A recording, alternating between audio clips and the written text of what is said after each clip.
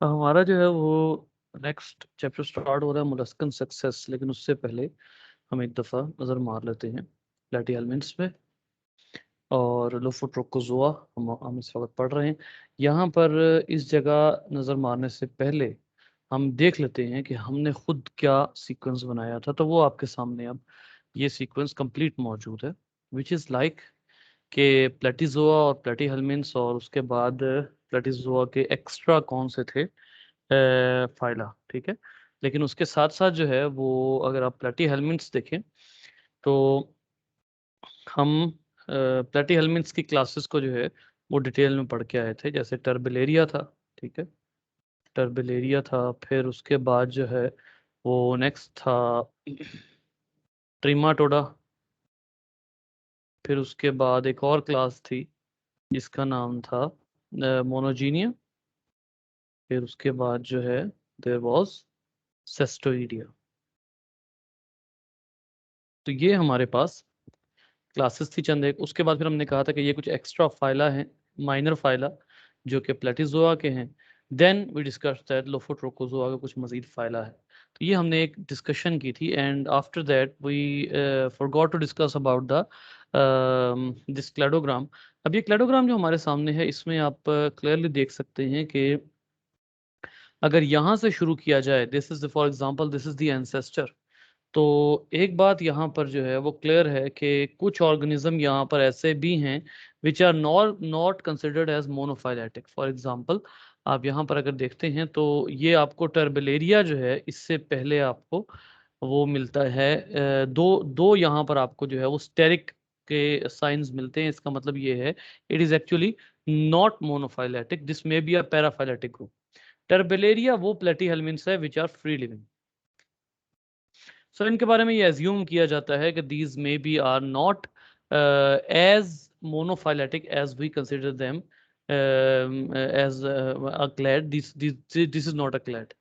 लेकिन उसके अलावा अगर हम यहाँ पर देखें तो हमें यहाँ पे पता लगता है कि ये एंसेस्टर के बाद एक ग्रुप सेपरेट हो जाता है, एक्डाइसोजोआ। और एक्डाइसोजोआ जो है वो इस बेस पर भी सेपरेट हुआ बेसिकली, क्योंकि एक्डाइसोजोआ यानी एक्डाइसिस करने वाले ऑर्गेनिज्म जैसा कैरेक्टर इनमें से और किसी में ना है और ना ही पॉसिबल है। ठीक है, इवन अगर आप मोलस्का में देखते हैं तो Mollusca is not the group that can perform ecdysis. तो ये एक्डाइसोजोआ जो है इस बेस पर भी अलग किया जा सकता है। फिर गैस्ट्रोट्राइका। अब गैस्ट्रोट्राइका का एक प्रॉब्लम है। गैस्ट्रोट्राइका को हमने रखा तो प्लेटिजोआ के फाइला में। अगर आप गौर कीजिए, ये प्लेटिजोआ है, और जो प्लेटिजोआ है इसके ऊपर भी स्टेरिक लगा हुआ है। इसको भी हम देख लेते हैं कि यहाँ स्टेरिक क्यों है। Some molecular phylogeny is now Platyzoa as a paraphyletic group. कुछ जो है वो कहते हैं कि ये Platyzoa is not a monophyletic, it is paraphyletic. क्योंकि जाहिर सी बात है, जब इसके डिसेंडेंट ही कंफर्म नहीं है तो इसने पैराफाइलेटिक ही होना था। अच्छा, तो लेकिन इसके बाद अब आप देखिए कि टर्बिलेरिया, ये गैस्ट्रोट्राइका के बाद फिर ये कहते हैं कि हम प्लेटिहेल्मिन्थ्स, इनमें हम ये चार फाइला लेकर आते हैं। उसके बाद नेथोस्टोम्युलिडा है, माइक्रोनेथोजोआ है, रोटिफेरा है, एंथोसेफेला है। ये जो जितने भी आपको चार फाइला और उसके बाद गैस्ट्रोट्राइका नजर आ रहे हैं, इनमें कोई ना कोई रीजन है इनको सेपरेट करने की। अब गैस्ट्रोट्राइका जो है, इसके बारे में ये कहा जाता है कि this can be a sister group of molluscs. ये अगर मैं आपको यहाँ पर एक सेंटेंस है, ये मैं आपको दिखाऊं, ये फर्दर फाइलोजेनेटिक कंसिडरेशंस जो है ना, इनमें अगर आप देखते हैं तो आपको वाज़े तौर पर मिलेगा कि traditional interpretation, some recent studies do not support the validity of the clade platyzoa. प्लेटिजोआ के बारे में शक है। प्लेटिजोआ वो है जिसमें प्लेटीहेल्मिन्थ्स भी आता है, और नेथोस्टोमिलिडा, माइक्रोनेथोजोआ, गैस्ट्रोट्राइका और एंथोसेफेला ये सारे आ जाते हैं। ठीक है, फिर an increasing body of molecular data suggests that Nephostomilida along with Gastrotricha have basal position with Lophotrochozoa basal position. ठीक है, फिर उसके बाद जो है वो and some authorities suggest that these two group should be united into a single phylum. कौन कौन से, और कीजिएगा, रोटीफेरा और अकैंथोसेफेला, इनको एक में रखना चाहिए। ठीक है, क्योंकि इनमें जो है वो पार्थिनोजेनेसिस वाला फिनोमिना भी इनमें मौजूद है। फिर उसके बाद न्यू डाटा ऑल्सो सजेस्ट निमर्शिया। अब निमर्शिया जो है ये स्मॉल लोफोट्रोकोजोन फाइलम है। ये भी आप पढ़ कर आए हैं। तो ये स्मॉल लोफोट्रोकोजोन फाइलम है। और, और यहाँ पर अब अगर आप देखें, Nemertea is more closely allied with Annelida. अब आप गौर से देखिए, निमर्शिया में मैं उस दिन भी वाकई देख रहा था कि निमर्शिया जो है इसको एनिलिडा के साथ क्यों नहीं रखा।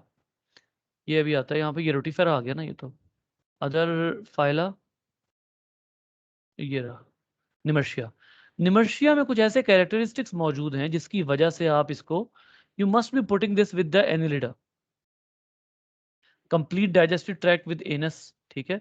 फिर उसके बाद cerebral ganglion, longitudinal nerve cord, close circulatory system. This is one of the thing कि जिसके बारे में आप कह सकते हैं कि it should be placed with Annelida, क्योंकि यहां पर और कोई फाइलम ऐसा नहीं है जो कि जिसके अंदर क्लोज सर्कुलेटरी सिस्टम। तो ये एक बहुत ही फैसिनेटिंग किस्म की जो है वो डेवलपमेंट है, ठीक है। उसके बाद हाँ ठीक है। सो ये एक बड़ी हैरत की बात, जिसकी वजह से साइंटिस्ट ये कहते हैं कि इनको एनिलिडा के क्लोजली प्लेस करना चाहिए। फिर उसके बाद जो है वो आ जाता है फाइलम प्लेटीहेल्मिन्थ्स के बारे में डिस्कशन है, ठीक है। There is no such synapomorphy for this phylum, some researcher doubt whether or not it is monophyletic. इसके बारे में भी कंसिडरेबल कंसिडरेशन चल रही है कि इसको मोनोफाइलेटिक कहा जाए या ना कहा जाए, ठीक है। तो जैसे मैंने आपको कहा कि टर्बेलेरियंस के बारे में ये सोचा जाता है कि ये पैराफाइलेटिक है, मोनोफाइलेटिक नहीं है। तो अब ये अगर आप सोचना शुरू हो जाएंगे तो इसका मतलब है फाइलम प्लेटीहेल्मिन्थ्स के बारे में भी आपको सोचना पड़ेगा कि ये पैराफाइलेटिक है या मोनोफाइलेटिक है। अब आप गौर कीजिए कि यहाँ पर आपको कितने ज़्यादा जो है वो इख्तलाफ मिल रहे हैं, लेकिन फिर भी उसके बावजूद you have to consider it, because current जो आपके पास लेटेस्ट क्लासिफिकेशन है वो इस यही है इस वक्त, ठीक है। अब सबसे पहले आ जाते हैं जी, फॉर एग्जांपल नंबर 1। यहाँ पर अब आपके पास एक ये चल रही थी, ये एक आउट ग्रुप हो गया। फिर एक कैरेक्टर यहाँ आता है, ये आउट ग्रुप हो जाता है, ठीक है। फिर ये एक आउट ग्रुप हो जाता है। इस आउट ग्रुप में भी फर्दर आउट ग्रुपिंग हो रही है, वो देख लेते हैं वो क्यों हो रही है। फॉर एग्जांपल नंबर 1, ये कहाँ जा रहा है, ये जा रहा है टर्बेलेरिया जो है, टर्बेलेरिया वो इन सब से अलहदा हो रहा है। उसकी वजह क्या है, यहाँ कौन सा फीचर आ गया, सिंसिशियल टेगुमेंट्स आ गए। और सिंसिशियल टेगुमेंट्स आ जाने की वजह से टर्बेलेरिया, इनमें टर्बेलेरिया में सिंसिशियल टेगुमेंट नहीं होता। टर्बेलेरिया के बारे में एक बात ज़हन में रखिए कि ये अब काफ़ी पहले पढ़ा हुआ है, इसलिए शायद आपको याद ना हो। Turbellaria is a group of animals, is a phylum of animals, Platyhelminthes, that is free living. अभी थोड़ी देर पहले मैंने आपको वहां ऊपर लिखा भी हुआ फ्री लिविंग है। दूसरा ये है कि it does not have a tegument, skin जैसी चीज इसमें नहीं है, ठीक है। ये फ्री लिविंग होता है। सो इस वजह से जो है वो जब टेग्यूमेंट आ गया तो टर्बेलेरिया इस ग्रुप का आउट ग्रुप हो गया। आगे देख लीजिए, ये दो इस वक्त जो हैं। अच्छा, एक और बात गौर कीजिए कि यहां से दो ब्रांचेस निकल रही हैं, इस ब्रांच को भी और इस ब्रांच को भी, दोनों को एक में रखा हुआ। ऐसी सूरत में आप क्या कहते हैं, ये पैराफाइलेटिक हो गया। यानी दो एंसेस्टर्स का के डिसेंडेंट्स आपने एक एंसेस्टर के अंडर रखे हो तो उसको आप पैराफाइलेटिक कहते हैं। तो इस वजह से ये दोनों पैराफाइलेटिक हो गए, ठीक है। अब आइए नेक्स्ट पे। फिर आ जाता है कि जी अब एक सिंसिशियल टेगुमेंट की वजह से ये जो तीन ग्रुप आपके सामने है, ट्रीमाटोडा, मोनोजीनिया और सेस्टोइडिया, ये एक जो है वो मोनोफाइलेटिक हो जाते हैं, ठीक है। यहाँ पर इनकी मोनोफाइलोजेनी, यहाँ पर आपको सबूत मिल रहा है मोनोफाइलोजेनी, ठीक है। लेकिन अब एक फीचर ऐसा आता है जिसकी वजह से ट्रीमाटोडा जो है वो सेपरेट हो जाता है। ट्रीमाटोडा में वो कौन सा फीचर है, इसमें एंटीरियर एडहेसिव ऑर्गन्स हैं जिनको गालबन आप ओपिस्थेप्टर कहते हैं, अगर मैं भूल नहीं रहा जी, बिल्कुल एंटीरियर एडहेसिव ऑर्गन्स ओपिस्थेप्टर कहलाते हैं। प्रोहेप्टर और ओपिस्थेप्टर इनके दो एंटीरियर एडहेसिव ऑर्गन्स होते हैं, एंटीरियर पोस्टीरियर। थर्ड पे आ जाइए। थर्ड में अब इसका मतलब है कि इसके अंदर ये सिनेपोमॉर्फिक कैरेक्टर है, जिसकी बेस पे ये सेपरेट होंगे वो सिनेपोमॉर्फिक होंगे, ठीक है। अब यहां पर कौन सा सिनेपोमॉर्फिक कैरेक्टर आ रहा है, सेस्टोइडिया में लॉस ऑफ डाइजेस्टिव ट्रैक्ट। ये आपको पता है सेस्टोइडिया में ज्यादातर टेप वॉर्म्स हैं, टेप वॉर्म्स। और टेप वॉर्म्स जो हैं ये वो हैं कि जो अच्छे खासे लंबे चौड़े पैरासाइट्स हैं, ठीक है। उसके बाद इसका सिनेपोमॉर्फिक कैरेक्टर कौन सा, मोनोजीनिया का इसका सिंगल वो होगी ऑन्कोमैरिसीडियम, इनका जो लार्वा है ऑन्कोमैरिसीडियम वो इनका सिनेपोमॉर्फिक कैरेक्टर है। तो ये एक क्लैड जो है वो सेपरेट हो जाता है। उसके बाद आ जाते हैं यहाँ पे, अब एंसेस्ट्रल लिनिएज चल रही है, एक और आउटग्रुप यहाँ से जनरेट होता है, और वो किस बेस पर, इसके अंदर कौन सा सिनेपोमॉर्फिक कैरेक्टर आ रहा है जिसकी बेस पे ये सेपरेट हो रहा है जी, क्यूटिकुलर जॉज। ये मैंने आपको उस दिन भी कहा था कि जॉज की वजह से प्लेटी हेलमिन्थ्स और बाकी बहुत वाजे तौर पर सेपरेट होते हैं, क्योंकि प्लेटी हेलमिन्थ्स में आपको जॉज नहीं मिलेंगे, ठीक है। तो उसके बाद छठा, ये यहाँ देख लीजिए, यहाँ वंस अगेन ये जो आउटग्रुप है इसमें फिर एक और लिनिएज निकल आती है, क्योंकि यहाँ एक और सिनेपोमॉर्फिक कैरेक्टर आ रहा है। वो कौन सा है, मोनोसिलिएटेड एपिडर्मिस। वेरी स्ट्रेंज, ये नेथोस्टोम्युलिडा है और इनकी वो एपिडर्मिस है जो मोनोसिलिएटेड है, और ये मोनोसिलिएटेड एपिडर्मिस के जरिए मूवमेंट करते हैं लोकोमोशन के लिए, ठीक है। तो ये लोकोमोशन के लिए अपनी जो है वो मोनोसिलिएटेड सरफेस यूज करते हैं। फिर अब इस ग्रुप में यहां से एक आउटग्रुप क्रिएट हुआ था, एक आउटग्रुप की वजह हमने देख ली। उसके बाद चलते हैं, ये ग्रुप जो है ये ऐसे जा रहा है, तो अब यहां से एक और ग्रुप सेपरेट हो जाता है, ये ग्रुप इधर आ जाता है, ये ग्रुप इधर आ जाता है, ठीक है। इसका मतलब है इन दोनों ग्रुप्स में कोई ना कोई सिनेपोमॉर्फी आई होगी। पहले आठवीं देख लेते हैं, आठवीं सिनेपोमॉर्फी कौन सी है, वो 3 सेट्स ऑफ पेयर्ड जॉज। ये किन में आया था, ये आया था गालिबन उसमें माइक्रोग्नाथोजोआ में। जी, माइक्रोग्नाथोजोआ जो है इसमें आया था। ये आपको याद है 3 सेट्स ऑफ जॉज, मैं आपको अगर जो है वो पिक्चर दिखाऊं यहाँ पर, तो ये देखिएगा गौर से, ये देखिए, ये हमने उस दिन भी डिस्कस किया था कि इसके अंदर 3 सेट्स ऑफ पेयर्ड जॉज हैं। तो ये जो है वो सिनेपोमॉर्फिक कैरेक्टर है इसका। और सेवंथ क्या है, यूनिक एपिडर्मल स्ट्रक्चर। यहाँ पर अब ये लिनिएज जो है वो चल रही है, और इनका जो सिनेपोमॉर्फिक कैरेक्टर है वो ये है। अच्छा, उसके बाद आ जाते हैं जी कि इन सब के लिए सिंप्लिजोमॉर्फिक कैरेक्टर वो है जो फिफ्थ है, इन सब के लिए सिंप्लिजोमॉर्फिक वो है। अच्छा, उसके बाद आ जाता है जी नाइन्थ कैरेक्टर, जिसकी बेस के ऊपर अकेंथोसिफेला और रोटीफेरा अलहदा होते हैं। Ninth synapomorphic, apical proboscis with hooks. जी बिल्कुल, ये आपने उस देखा भी था, बड़ी खतरनाक किस्म की इनकी सूंड है जिसके अंदर जो है वो बने हुए हैं, कांटे से बने हुए हैं, ठीक है। और रोटीफेरा आ जाता है, टोज विद एडहेसिव पैड्स। ये बड़ी इंपॉर्टेंट चीज है। एक तो इनमें रोटीफेरा में वो थे ना, सिलिएटेड हेड था, सिलिएटेड हेड वो इनमें मौजूद था, तो सिलिएटेड हेड की वजह से भी होता है रोटीफेरा। तो ये अब आपके पास यहां पर प्लेटी हेलमिन्थ्स कवर होते हैं, यहां पर रिमेनिंग प्लेटिजोआ इधर खत्म हो जाते हैं। अब आ गया आगे लोफोट्रोकोजोआ। अब जो लोफोट्रोकोजोआ है उसमें सिनेपोमॉर्फी चल रही है। यहाँ पे कुछ ऑर्गेनिज्म सिंप्लिजोमॉर्फी, सॉरी, ये इस वक्त सिंप्लिजोमॉर्फी चल रही है, सिंप्लिजोमॉर्फी, सिंप्लिजोमॉर्फी यहाँ पर चल रही है। अच्छा, यहाँ से जो है ये एकदम एक टर्न लेता है, और यहाँ पर कोई एक ऐसा फीचर आता है जिसकी वजह से ये एक दूसरे से जो है वो सिनेपोमॉर्फिक कैरेक्टर्स इनमें डेवलप हो जाते हैं। फॉर एग्जांपल पहले हम 11th कैरेक्टर देखते हैं, इनमें कोई लार्वल स्टेज बड़ी ही यूनिक है साइक्लियोफोरा में, ठीक है। लेकिन उससे पहले देखते हैं जी 12th में क्या है जी, रिट्रैक्टेबल लोफोफोर। ये बड़ी मजेदार चीज है, जैसे just like tentacles of Cnidaria retractable होते हैं, ये रिलीज भी कर सकते हैं और वापस भी खींच सकते हैं। 13th कैरेक्टर कौन सा है, सिनेपोमॉर्फी निमर्शिया का जो होगा वो इवर्सिबल प्रोबोसिस। हाँ जी, इवर्सिबल प्रोबोसिस है, ये अपने प्रोबोसिस बाहर भी निकाल सकते हैं और वापस भी ला सकते हैं, if you want to look at this. इसकी बाहर की लेयर का एक बड़ा पर्टिकुलर नेम था, रिंकोसील। हाँ जी, रिंकोसील, जो प्रोबोसिस की कवरेज थी रिंकोसील, वो एक बड़ा पर्टिकुलर नेम था। तो वो इसकी प्रोबोसिस जो है वो रिट्रैक्टेबल होती है। इसके बाद चलिए जी फिर आ जाता है, अब ये स्मॉल लोफोट्रोकोजोन फाइला है, यहाँ पर कवर हो जाते हैं। अब आगे आ जाता है जी 14th कैरेक्टर, जो कि सिंप्लिजोमॉर्फिक होगा, ट्रोकोफोर लार्वा। अब यहाँ पर एक और बात अपने ज़हन में रखिए, अभी तक आपको दो चीजों का जिक्र यहां नहीं मिलता। एक लोफोफोर।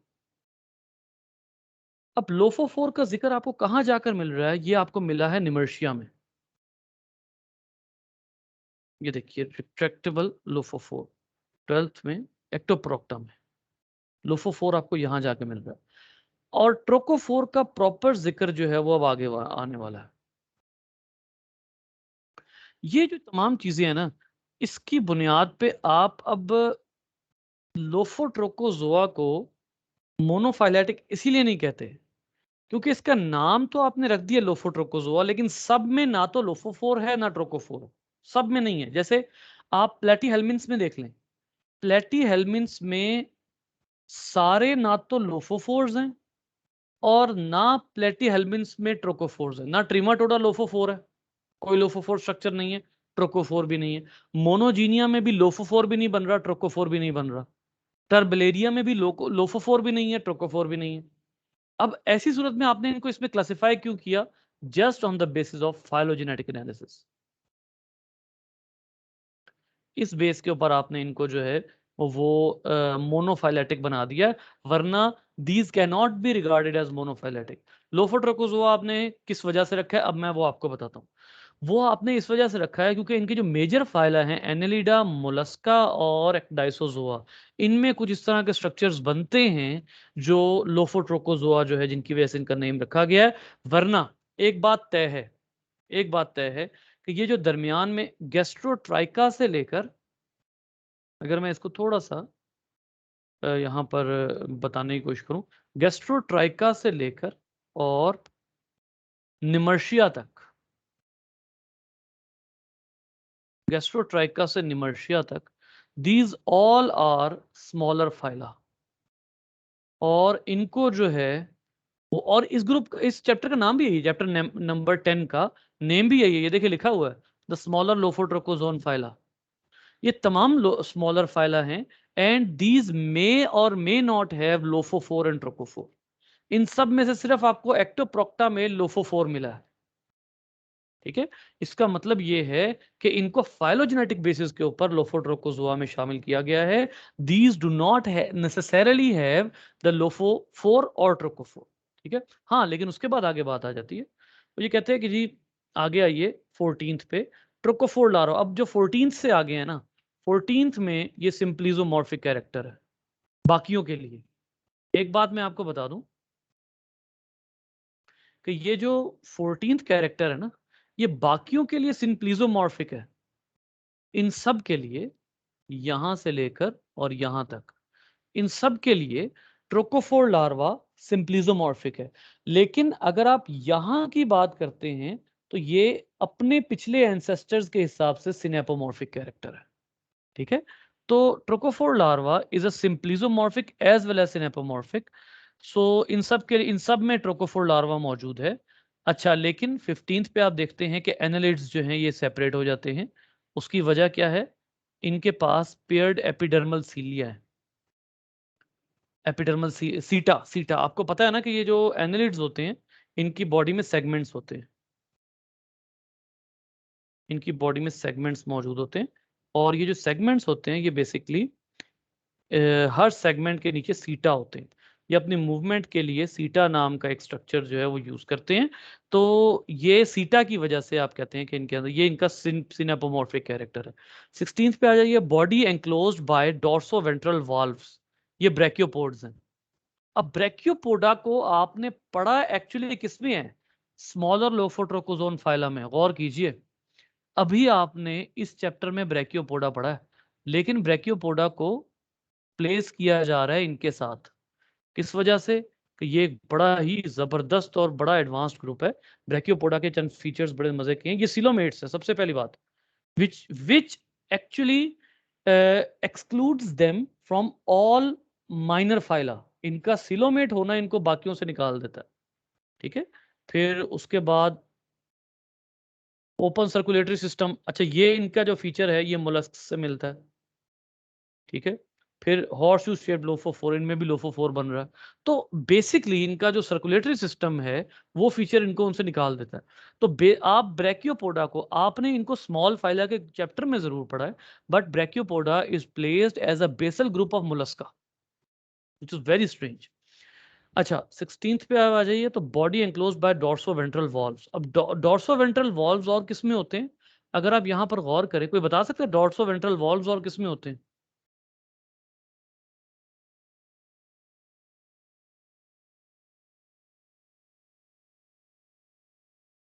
हाँ जी,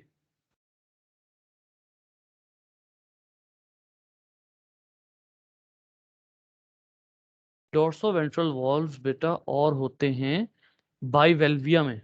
याद है आपको, मोलस्का का एक ग्रुप है बाइवेल्विया, वो जो प्लेट्स में होते हैं ऐसे करके। ठीक है, ये जो होते हैं ब्रैकियोपोडा, इनकी दो क्लासेस आपने पढ़ी थी, आर्टिकुलेटा और इनआर्टिकुलेटा।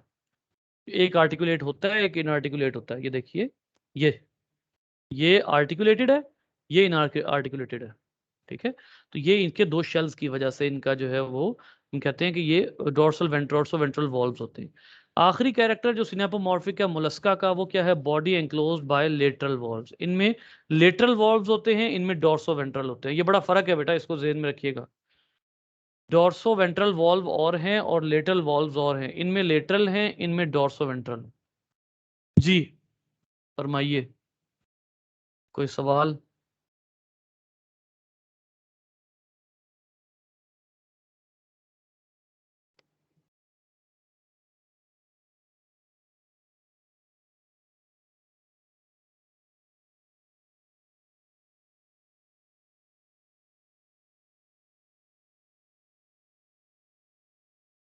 जाग रहे हैं?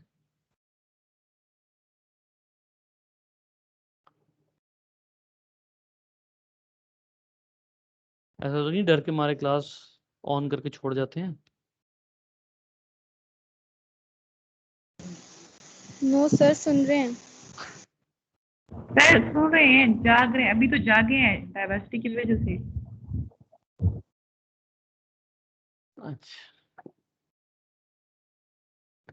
ले जी, चलते हैं आगे। तो इसका मतलब ये हुआ कि इस वक्त हम जो है, we are coming out of the smaller lophotrochozoan phyla including Brachiopoda, क्योंकि हमने अभी कहा कि ब्रैकियोपोडा अगरचे मोलस्का का बेसल ग्रुप है, लेकिन क्योंकि इसकी ज़्यादा स्पीशीज नहीं हैं, और ब्रैकियोपोडा जो है, अभी थोड़ी देर पहले बात हुई थी कि जो ब्रैकियोपोडा है ये एक ऐसा ग्रुप है जो कि जिसके पास डॉर्सो वेंट्रल वॉल्व्स होते हैं।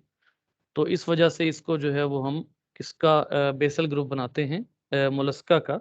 बट स्टिल ये स्मॉलर लोफोट्रोकोजोन फाइला है due to their diversity. Molluscan सेक्सस में आ जाते हैं बेटा। मोलस्का फाइलम जो मोलस्का है, इसमें मोलस्क का मतलब आपको अच्छे तरीके से पता, सॉफ्ट ऑर्गेनिजम्स होते हैं ये।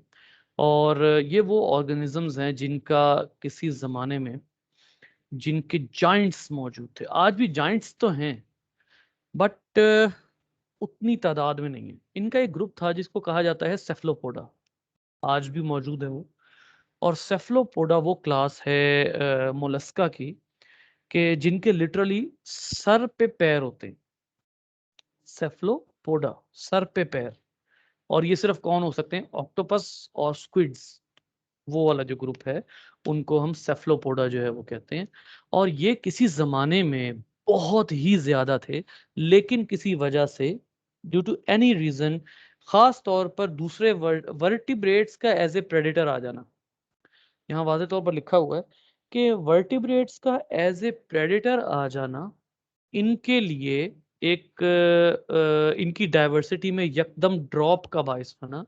और वर्टिब्रेट्स का एकदम आ जाने की वजह से जो ये जो सेफलोपोड्स हैं, इनकी जो डाइवर्सिटी है उसमें कमी आ गई। लेकिन क्या मोलस्का की डाइवर्सिटी में कमी आई? This is the critical question. क्योंकि हम यहाँ पर ये बात नहीं कर रहे कि मोलस्का की डाइवर्सिटी में कमी आई। हम कह रहे हैं मोलस्का की क्लास है सेफलोपोडा, उसमें कमी आई है, क्योंकि जो क्लास मोलस्का की है गैस्ट्रोपोडा, अगर उसके लिहाज से देखा जाए या फाइलम मोलस्का को ओवरऑल देखा जाए, तो नंबर ऑफ इंडिविजुअल्स जो हैं वो डबल देन वो हैं वर्टिब्रेट्स। देख लीजिएगा, हाँ, if success is measured by number of species, the mollusks are twice as successful as vertebrates.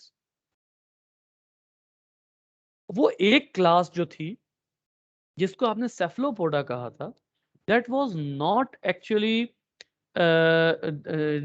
that was actually diminished by the presence of extra predators. इसको आप यूं कह लीजिए कि कुछ और वर्टिब्रेट प्रेडेटर्स के आने की वजह से कंपटीशन इतना बढ़ गया कि वो जो सेफलोपोड एंसेस्टर थे, वो जाहिर सी बात है वो डिमिनिश होना शुरू हो गए। वो उस कंपटीशन को compete नहीं कर सके, सर्वाइवल ऑफ द फिटेस्ट उनका नहीं हो सका। लेकिन ये है कि उसके बावजूद जो ये सेफलोपोड्स हैं, इनकी कमी के बावजूद मोलस्का बहुत कामयाब किस्म का फाइलम है। यहाँ पर आपके सामने जो है वो ये मौजूद है, एक छोटा सा क्लैडोग्राम इन्होंने बड़े रफ अंदाज में दिया हुआ है। चाहिए एक्चुअली हेट दिस क्लैडोग्राम। अच्छा जी, अब आ जाइए मोलस्कन कैरेक्टरिस्टिक्स पे। देखिए, मोलस्कन कैरेक्टरिस्टिक्स पढ़ने से ज्यादा जरूरी हमारा जो है वो ये टेबल है। कैरेक्टरिस्टिक्स जो होते हैं ना वो साथ साथ डिस्कस होते रहेंगे। The most vital thing is classification, taxonomy. और बहुत से कैरेक्टर्स होते हैं, जैसे हमने पिछले वाले क्लैडोग्राम में अपनी तरफ से भी कुछ कैरेक्टर्स ऐड किए। किसी का डाइजेस्टिव सिस्टम था, किसी के सीलिया थे, किसी के अंदर मैंने ऐड किया प्रोबोसिस, वहां पे भी लिखा हुआ था प्रोबोसिस। फिर उसके अलावा हमने कुछ और कैरेक्टर्स जो हैं वो उनकी बेस के ऊपर भी किसी ग्रुप को, बुक में कोई और कैरेक्टर है, हमने किसी और कैरेक्टर, जॉज, मैंने आपको जॉज का फर्क बताया था, वो जॉज का फर्क क्लैडोग्राम में भी लिखा हुआ था। तो ये जो आपको थोड़े थोड़े डिफरेंसेस नजर आ रहे हैं, इनकी बेस के ऊपर ये क्लासेस जाहिर सी बातें बनती हैं। तो यहाँ पर भी क्लासेस बनी हैं। अब इसमें जो आपको इस तरतीब में नहीं मिलेगा ये पूरा चैप्टर, ये आपको मैं पहले बता दूं। फॉर एग्जांपल, यहाँ जो सबसे पहली क्लास डिस्कस हुई हुई है that is class Gastropoda. Class Gastropoda जो है वो यहाँ पर डिस्कस हुई हुई है। तो और यहाँ पर क्लास गैस्ट्रोपोडा कहीं जाके आती है इस जगह पर। आपको ये अच्छे तरीके से पता है कि ये जो डिस्कस करते हैं ना, डिस्कशन करते हैं मिलर हार्ले में, इसमें पैटर्न चैप्टर का बड़ा अजीब सा है। सबसे पहले उसको डिस्कस किया जाता है जो सबसे एडवांस्ड होता है, और आहिस्ता आहिस्ता आहिस्ता आहिस्ता फिर दूसरों को डिस्कस किया जाता है। क्लैडोग्राम को उल्टा बनाया जाता है। क्लैडोग्राम को उल्टा बनाया जाता है। क्लैडोग्राम में सबसे सबसे शुरू में जाहिर है वो होता है जो कि सबसे ज्यादा लीस्ट डेवलप होता है, और उसके बाद उसमें सिनेपोमॉर्फी आती रहती है। और ये टेबल इन दोनों लिहाज से नहीं बनाया जाता। इस टेबल में जो उनके हाथ में आई है क्लास वो उन्होंने उठा के लिख दी, ठीक है। तो इसलिए जो है वो ये मिलर हार्ले कुछ पैटर्न है। दिस, अच्छा ये इन्होंने वैसे बात लिख दी है, this taxonomic listing reflects a phylogenetic sequence. The discussion that follow however begin with mollusc that are familiar to most students. ये इन्होंने बात बहरहाल मेंशन कर दी है कि फाइलोजेनेटिक सीक्वेंस यहाँ मौजूद है, विच इज वेरी अमेजिंग, क्योंकि पहले नहीं था। ठीक है, तो यहाँ पर पैटर्न थोड़ा सा चेंज हो रहा है, कोई बात नहीं। तो अब देखिए कि सबसे पहले कॉर्डोफोविएटा है, और कॉर्डोफोविएटा जो है ये मैरीन बरोअर्स हैं, मैरीन बरोअर्स हैं कॉर्डोफोविएटा। और जो है ये वो है जो फाइलोजेनेटिक में जाहिर सी बात है कि एंसेस्टर के क्लोजेस्ट है। इनके एंसेस्टर में कौन आ रहे थे, अगर आप पीछे देखें ना, तो ब्रैकियोपोड्स इनका बेसल ग्रुप है। यहाँ पर अगर आप ये लिखना चाहें तो आप दे सकते हैं कि इनका जो बेसल ग्रुप है वो ब्रैकियोपोड्स है। ब्रैकियोपोडा इनका बेसल ग्रुप है। तो उसके बाद जो फौरी तौर पे पहला ऑर्गेनिज्म आता है वो कॉर्डोफोविएटा है, पहली क्लास जो आती है। इनमें काइटोडर्मा जो है वो एक ऑर्गेनिज्म है। Let's have a look at this Chaetoderma. This is a chaetodermal organism, very strangely present in Mollusca. It must be present in the Rotifera या निमर्शिया में होना चाहिए था इसको। बाज़ाहिर दिखने में तो यही लग रहा है कि इसको निमर्शिया में होना चाहिए था, निमर्शिया जिसका वो प्रोबोसिस वगैरह भी होती है। So let's have a look here. mouth constriction, cylindrical balls, calcareous cuticular spicules, anus, और जो निमर्शिया उसमें डाइजेस्टिव सिस्टम भी पूरा था. So it is very close to Nemertea और ब्रैकियोपोडा यू में से. यहाँ पर ट्रोकोफोर लार्वा. अच्छा, ये एक अंडरस्टूड बात है, इन्होंने यहाँ पर जो मेंशन किए हुए हैं ना जितने भी, trochophore larva, spiral cleavage and schizocoelous coelom, जाहिर है प्रोटेरोस्टोम के कैरेक्टर्स हैं ये दो. कौन से वाले? स्पाइरल क्लीवेज और शाइजोसिलस जो है, स्काइजोसिलस कह लीजिए, तो ये इनके कैरेक्टर्स हैं. तो ये काइटोडर्मा जो है ये आपके सामने ऑर्गेनिज्म है, and it is more resembling with the nemertean organisms. फिर आ जाइए, फिर है सोलिनोगैस्टर्स. ये ऑर्गेनिजम्स जो हैं वॉर्म लाइक हैं, सरफेस ड्वेलर्स कोरल्स पे. और न्यूमेनिया इनका जो ऑर्गेनिज्म है वो भी देख लेते हैं. हम एक दफ़ा ये सारा कुछ देख लेना ताकि हमें जो है वो ये अंदाज़ा हो जाए कि ये ऑर्गेनिजम्स जो हैं, this is a bit more, may be a bit more advanced, इसमें कोई ना कोई ऐसा जो है वो कैरेक्टर होगा जिसकी बेस के ऊपर आप जो है वो इसको एडवांस्ड मान रहे हैं या बाद की फाइलोजेनी में इसको शामिल कर रहे हैं. ठीक है, तो ये एक कैरेक्टर मौजूद है, ऑर्गेनिज्म है. फिर पॉलीप्लेकोफोरा, यहाँ से ज़रा एडवांसमेंट ज़्यादा बढ़ जाती है. शेल इनमें आ रहा है. ठीक है, साइज छोटा है इनका. इनका जो ऑर्गेनिज्म है वो काइटोन है. Let's have a look at this organism. Chiton, this is a chiton, very very beautiful. देख लीजिए कि इसके अंदर शेल है और शेल की प्लेट्स चेक करें कितनी खूबसूरत है. So this is Polyplacophora. ठीक है, पॉलीप्लेको का मतलब ही मल्टीपल प्लेट्स हैं. ठीक है, पॉलीप्लेको. फिर उसके बाद आ जाइए, नेक्स्ट है मोनोप्लेकोफोरा, सिंगल आर्क शेल्फ.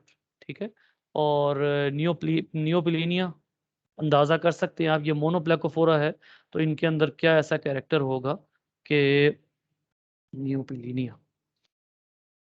ये देख लीजिए, सिंगल शेल है. ठीक है, शेप ऑलमोस्ट वही है, और ये आपके सामने है शेल इनका. ठीक है, तो उसके बाद आ जाता है गैस्ट्रोपोडा. गैस्ट्रोपोडा वो वाला है जिसमें ये स्लग्स वगैरह आ जाते हैं, helix.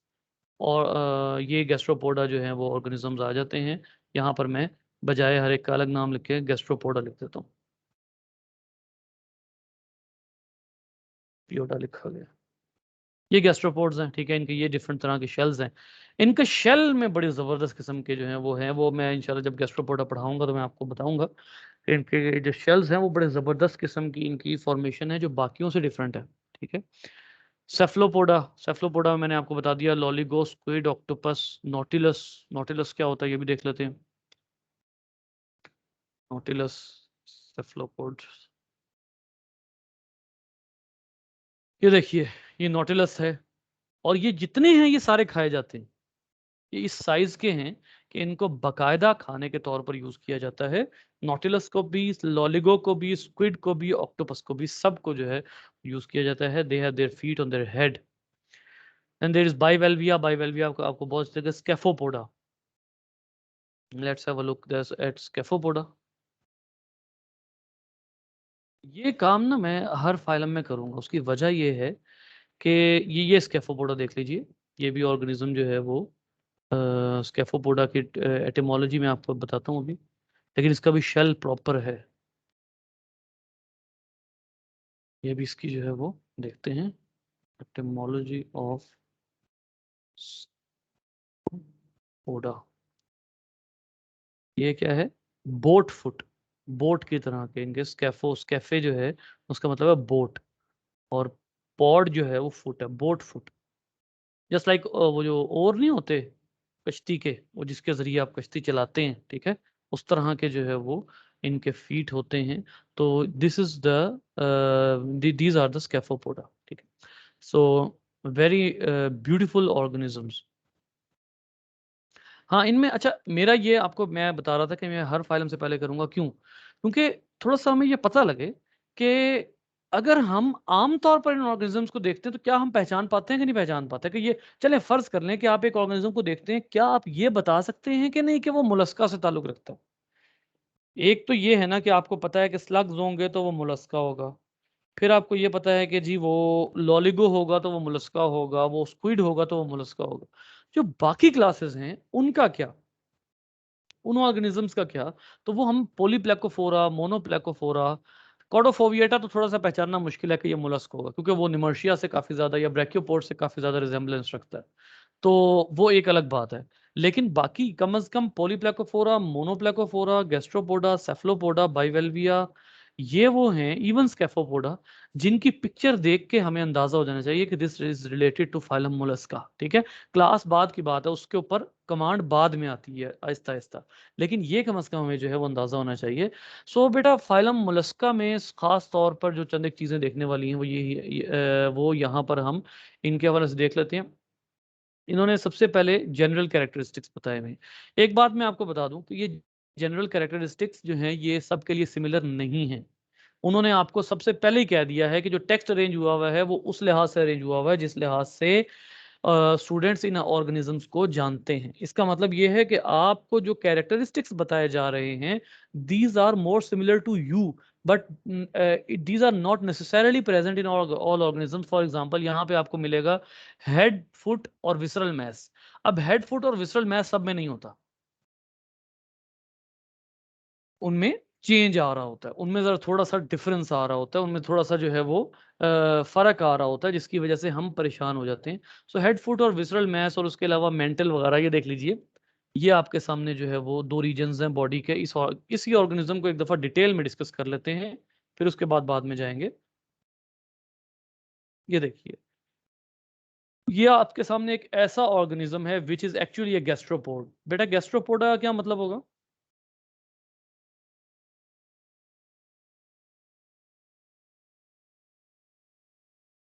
What is the meaning of Gastropoda?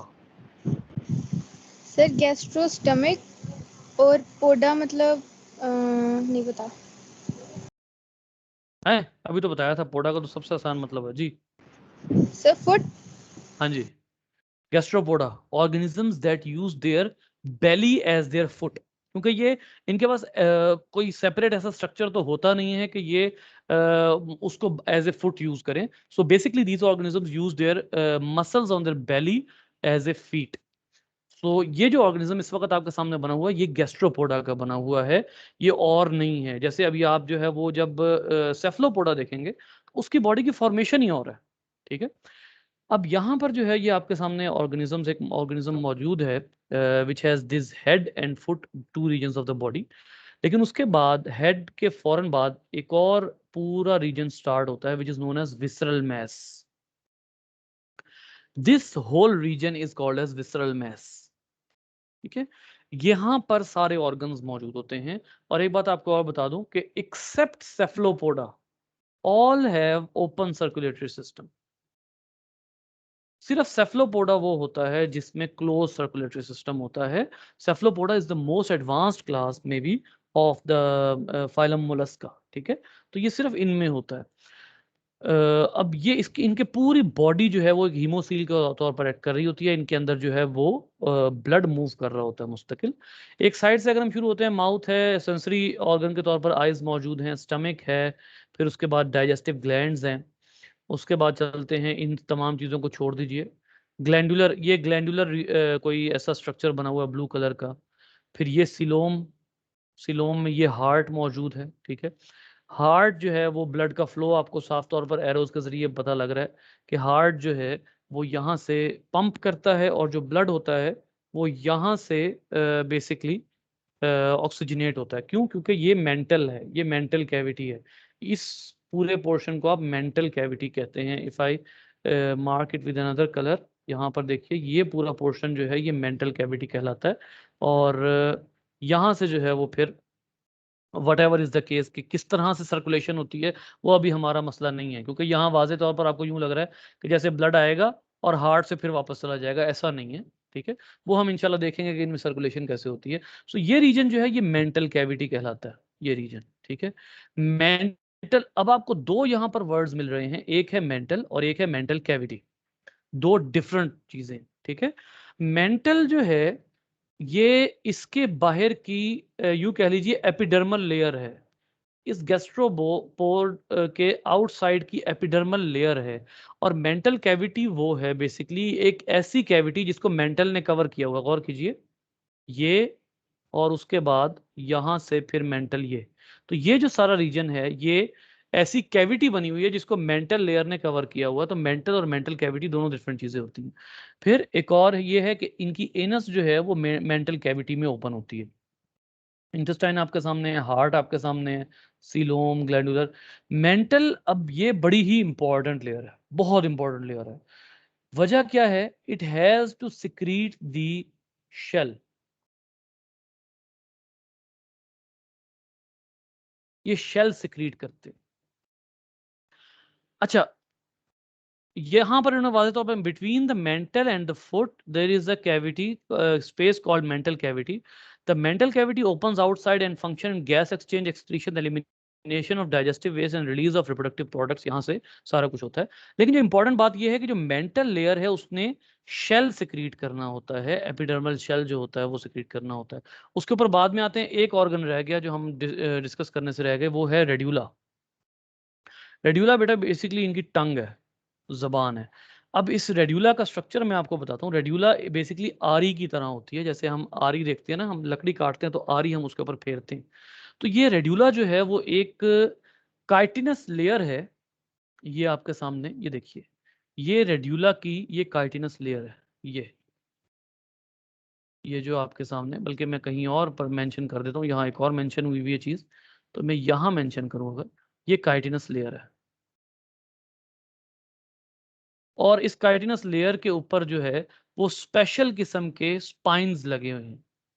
और इसको रिट्रैक्टेबल होती है, ये इसको इवर्स करना और इसको रिवर्स करना, ये दोनों काम जो हैं ये इस कार्टिलेज के होते हैं, जिसको ओडोंटोफोर कार्टिलेज कहते हैं। और कार्टिलेज जाहिर है खुद मूव नहीं कर सकता, तो उसके साथ मसल्स अटैच होते हैं। ये कोई भी अगर कोई लीफ इसके कब्जे में आ जाता है, कोई ऐसा लीफ जो है वो इसको खाना पड़ जाता है, तो वो लीफ बेसिकली ये अपने माउथ में पकड़ता है।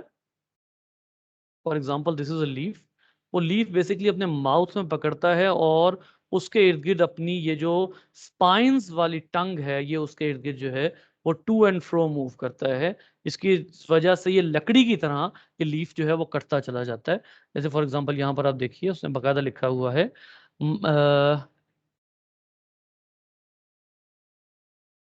curved. The radula overlies a fleshy tongue-like structure supported by a cartilaginous odontophore. Food is scraped from a substrate and passed posteriorly to the scraped. Scrap का क्या मतलब है? उसको काटना, ठीक है, उसको काटने के हवाले से। ये रेड्यूला है, ये देखिए, ये उन्होंने डोर्सल व्यू दिया हुआ है उसका। ये उसके स्पाइन्स हैं सारे, ये एक एक करके ये स्पाइन्स हैं, ठीक है। और साइड पे उसके जो भी काइटिनस लेयर वगैरह है वो है मसल अटैच रेडिकुलम मूव माइक्रोग्राफ। खैर, so this is the spine. अच्छा, उसके बाद अब आइए अगली बात के ऊपर। बेटा ये है शेल। मैंने आपको कहा था एक लेयर है मेंटल। मेंटल आपको पता है आउटर लेयर होती है, आउटर लेयर होती है। तो मेंटल की लेयर दिस मच थिक इन्होंने दिखाई हुई है, यहां से लेकर यहां तक मेंटल की लेयर है। और इसकी थिकनेस के बाद यहां से बेसिकली रिलीज होना होता है शेल। अब इसके दो तीन लेयर्स होती हैं। जैसे एक डोर्सल शेल सिक्रीटिंग लेयर है, और इसी के नीचे एक और है जिसको आप वेंट्रल कहेंगे, ये वेंट्रल है। इन दोनों ने डिफरेंट लेयर्स बनानी होती है। फॉर एग्जांपल सबसे बाहर की लेयर है पेरियोस्टार्कम, फिर है पेरिज्मेटिक, प्रिज्मेटिक, फिर है नेक्रियोस। ये इन दोनों के वर्किंग से जो है ये तीनों लेयर्स बनती हैं। जैसे यहां पर देखिएगा, वो कहता है कि ये देखिए, the outer layer of the shell is periostracum. Mental cells at the mental's outer margin secrete this protein layer, protein की layer है। Middle layer, prismatic layer, thickest of the three layers and consists of calcium carbonate mixed with organic material. अब देखिए, पहली layer जो outer थी उसने वाजे तौर पर कहा है कि ये प्योरली प्रोटीन्स हैं। यहां पर क्या है? Calcium carbonate plus organic compounds. ये थिकेस्ट लेयर है। आप देख सकते हैं कि ये प्रिज्मेटिक है, यहां से लेकर यहां तक ये प्रिज्मेटिक है। ये पेरियोस्ट्रेकम है, बाहर की लेयर। और उसके बाद नेक्रियोस लेयर के बारे में वो क्या कहता है, the inner layer of the shell forms nacreous forms from the thin sheets of calcium carbonate alternating with organic matter। यहाँ भी कैल्शियम कार्बोनेट और जो है वो ऑर्गेनिक मैटर होता है, और ये इंटायर लेयर से बनती है। मतलब नेक्रियोस जो है उसमें ये सेल्स भी शामिल होते हैं। These also can be glandular, तो ये भी शामिल उसमें हो सकते हैं। ठीक है, तो ये तीनों लेयर्स आपके सामने जो है वो फंक्शन इनके सामने है आपके। ये एक मुख्तसर सा इनका जो है वो स्ट्रक्चर यहाँ पर मौजूद है। उसके बाद आती है क्लास गैस्ट्रोपोडा। बेटा गैस्ट्रोपोडा के हवाले से मैंने आपको पहले ही बता दिया, गैस्ट्रोपोडा ऐसे ऑर्गेनिजम्स हैं जिनमें स्नेल्स वगैरह शामिल हैं, स्लग्स वगैरह शामिल हैं। और ये बात वाज़े तौर पर है कि ये वो ऑर्गेनिजम्स हैं जिनके बारे में हमें देखने की भी ज़रूरत नहीं है कि ये क्या चीज़ें हैं, क्योंकि हम बहुत जो है वो नॉर्मली इनके साथ जो है वो कांटेक्ट में आते रहते हैं। ख़ास तौर पर ये उन एरियाज़ में होते हैं जहाँ पर हब्स होता है, बारिशें ज़्यादा होती हैं। ठीक है, ये क्योंकि इनकी बॉडी के अंदर जो है वो होम्योस्टेसिस ऑस्मो रेगुलेशन वाले फिनोमिना होते नहीं हैं, और थिन लेयर होती है बॉडी की, जिसकी वजह से वाटर जल्दी से एवेपोरेट होने के चांसेस होते हैं। तो हमारे एरियाज़ में जैसे लाहौर है या पंजाब के ऐसे एरिया जहाँ गर्मी ज़्यादा होती है, वहाँ इनका होना थोड़ा सा मुश्किल होता है। लेकिन गैस्ट्रोपोडा जो है इनमें एक फीचर जो कि बहुत ही इंपॉर्टेंट है, and this is asked many times in the PPSC etcetera, torsion. Torsion जो है ये एक बड़ा ही यूनिक सा फिनोमिना है जो कि कुछ गैस्ट्रोपोड्स में आता है। ठीक है,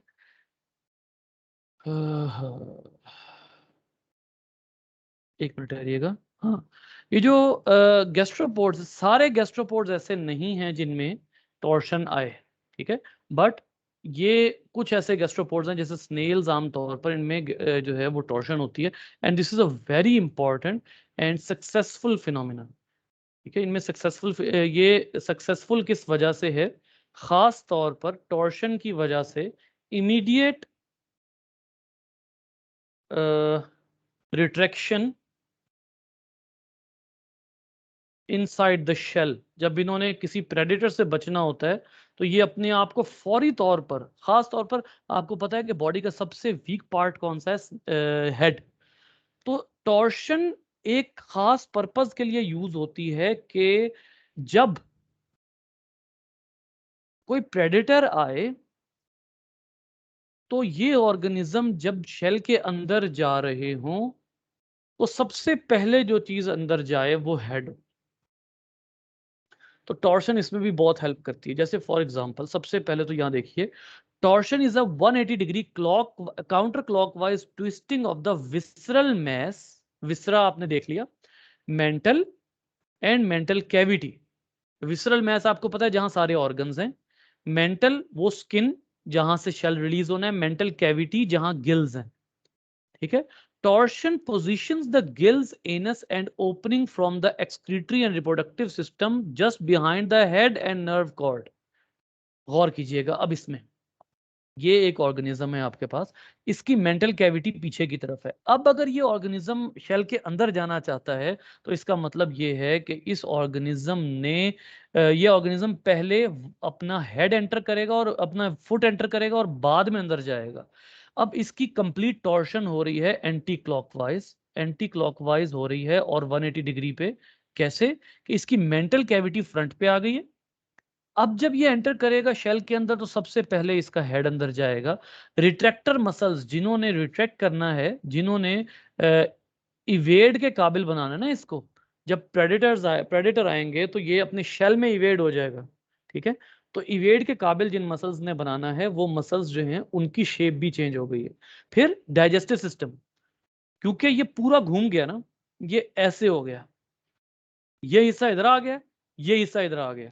ठीक है, तो जिसकी वजह से ये वाले जो मसल्स हैं ये भी बेसिकली इस तरह हुए हैं और ये इस तरह इनकी अटैचमेंट जो है वो डिफरेंट हो गई। ठीक है, इनका डाइजेस्टिव सिस्टम भी बिल्कुल डिफरेंट हो गया। तो ये टॉर्शन जो है इसका इन्होंने देखिए जरा, इन्होंने अनाटॉमिकल स्ट्रक्चर भी बताया हुआ है कि ये कुछ गैस्ट्रोपोड्स हैं, ये माउथ है, ये डाइजेस्टिव सिस्टम है, ये इनके गिल्स हैं, और गिल्स का मतलब है यहाँ इनकी मेंटल कैविटी है, ठीक है, ये मेंटल कैविटी इनकी मौजूद है। लेकिन टॉर्शन की वजह से क्या हुआ है कि इनका डाइजेस्टिव सिस्टम ये है, ये मेंटल कैविटी आ गई। इसका मतलब है इनकी एनस भी मेंटल कैविटी के साथ मूव करेगी, क्योंकि एनस ओपन होती है मेंटल कैविटी में, रिप्रोडक्टिव पार्ट्स भी और गिल्स भी, क्योंकि ये सारे मेंटल कैविटी में मौजूद होते हैं उस ओपनिंग में, तो वो आगे की तरफ आ जाएंगे। वाज़े तौर पर इसका क्या मतलब है कि बॉडी की शेप ही चेंज हो जाएगी, दिस इज टॉर्शन, ठीक है। और टॉर्शन के एडवांटेजेस यहां पर लिखे हुए हैं। For example, withdrawal into the shell proceed with foot entering first, अगर टॉर्शन नहीं होती तो, ठीक है। और a proteinaceous and in some calcareous covering called an operculum on dorsal posterior margin of the enhances protection, ठीक है। खैर ये भी एक जो है वो ओपरक्यूलम मौजूद होता है, और इस ओपरक्यूलम के बारे में वो कहता है कि अगर ये ओपरक्यूलम पीछे की तरफ आ जाता है तो ये ज्यादा प्रोटेक्टिव हो जाता है। सेकंड एडवांटेज क्या है, torsion concerns an anterior opening of the mental cavity that allows clean water in front of the snail to enter the mental cavity rather than contaminated with silt stirred up by the snail's crawling। और कीजिएगा कि जब भी snail जो है वो water intake करेगा, या वाटर जो है वो, जाहिर सी बात है, अब ये स्नेल्स वगैरह जो हैं ये आमतौर पर अगर इनके पास गिल्स हैं तो आप अच्छे तरीके से ये समझ सकते हैं कि इनका जो ज्यादातर मोड ऑफ वो होगा गैशियस एक्सचेंज। अभी आपने गिल्स देखे इस शेप के बने हुए थे, इस शेप के इनके गिल्स बने हुए थे, ठीक है।